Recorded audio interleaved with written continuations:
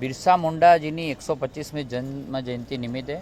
દેશના યશસ્વી વડાપ્રધાન સાહેબે મોદી સાહેબે આખા ગુજરાતની અંદર એક પણ આદિવાસી બાળક શિક્ષણથી વંચિત ના રહી જાય, એને શિક્ષણ લેવા માટે ટ્રાન્સપોર્ટની અંદર વ્યવસ્થાઓ સુવ્યવસ્થિત થાય તેના માટે તબક્કાવાર અલગ અલગ બસોનું લોકાર્પણ કરેલું છે. આજે અહીંયા ટ્રાઇબલ વિસ્તાર માટે બનાસકાંઠા માટે અગાઉ એક, અત્યારે 3 અને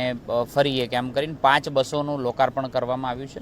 આજે નિમિત્તે 3 બસોનું લોકાર્પણ કર્યું છે. આ વિસ્તારમાં એટલે કે દાંતા, અમીરગઢ, બનાસકાંઠામાં વિવિધ ક્ષેત્રોની અંદર જે બાળકો મહેનત કરી રહ્યા છે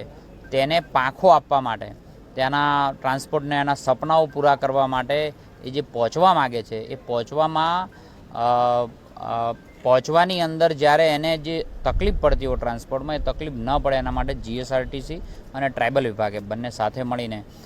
જે સ્ટુડન્ટ ભણવા માગે છે અને જેને પોતાના પાસ ઇસ્યુ થયા છે એવા જ લોકો માટે મિડી બસનું આજે લોકાર્પણ કરવામાં આવ્યું છે. અને ચોક્કસ વિશ્વાસ છે કે આદિવાસી બાળકો ગુજરાતના યોગદાનની અંદર શિક્ષણ ક્ષેત્રે આગળ વધી અને ગુજરાતમાં એક સારું યોગદાન આપશે, એવું મને ચોક્કસ વિશ્વાસ છે.